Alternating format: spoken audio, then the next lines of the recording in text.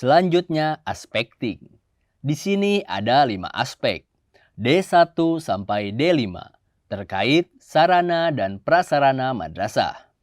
Meliputi buku teks atau bacaan, media dan alat peraga, baik untuk guru atau siswa. Instrumen D1 tentang sarana dan prasarana di madrasah yang saya kelola di sini digambarkan mendapat skor 1 karena sudah ada buku tapi belum lengkap.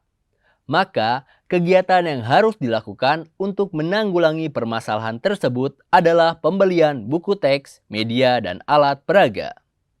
Kemudian D2, masih berhubungan dengan alat peraga dan media. Tapi yang ditanyakan di sini soal dipergunakan atau tidaknya. Kalau di D1 tadi soal ketersediaan, jadi berbeda. Saya beri skor 1, karena sudah ada sebagian di madrasah, tapi belum semua guru bisa merasakan. Kegiatan untuk masalah ini sama dengan D1, yaitu di 2.2.1, pembelian alat peraga. Kemudian D3, mengenai alat peraga di laboratorium di MTS dan MA. Saya beri skor 2, karena saya asumsikan alat peraga sudah tersedia namun belum lengkap. Kegiatannya sama, tentang pembelian sarana belajar, yakni 2.2.1. D4, tentang ketersediaan buku untuk para guru. Idealnya, satu guru memiliki satu buku teks.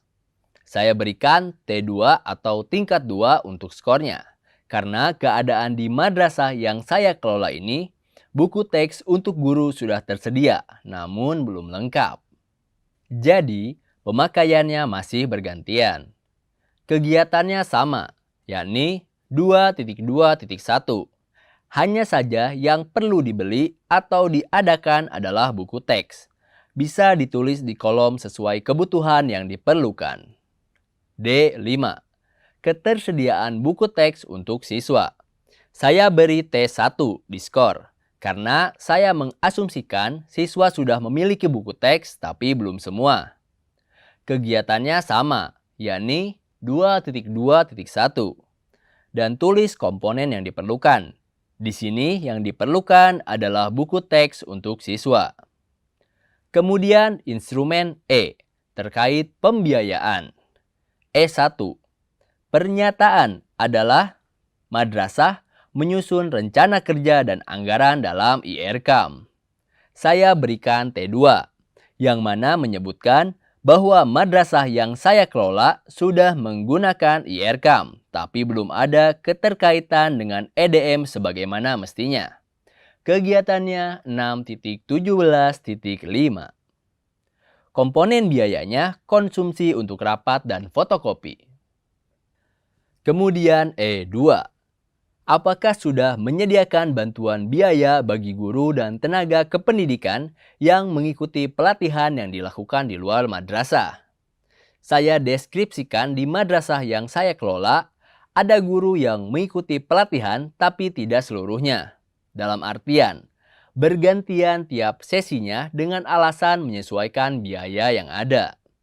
Kegiatannya sama seperti di instrumen atasnya, yakni 6.17.5, karena masuk dalam penyusunan program. Lalu E3, aspek transparansi. Dengan pernyataan, madrasah telah membuat laporan keuangan dan dilaporkan kepada orang tua siswa atau masyarakat.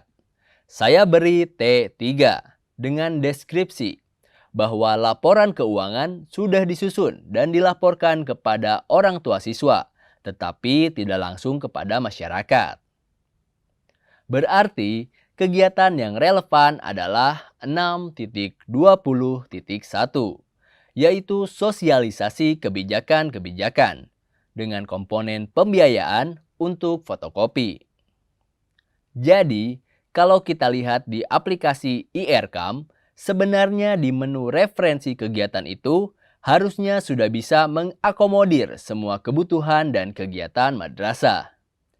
Di sini, total ada 234 kegiatan. Jadi, tidak perlu mengusulkan kegiatan baru karena semua sudah tercover di IRCAM ini pilihannya. Di IRCAM terbaru nanti juga akan dimasukkan sub kegiatan lainnya. Baik, selanjutnya akan coba memasukkan data yang diinput secara manual dalam bentuk Excel ini ke dalam aplikasi EDM dan IRCAM agar memudahkan dipahami ketika ditampilkan dalam rapat.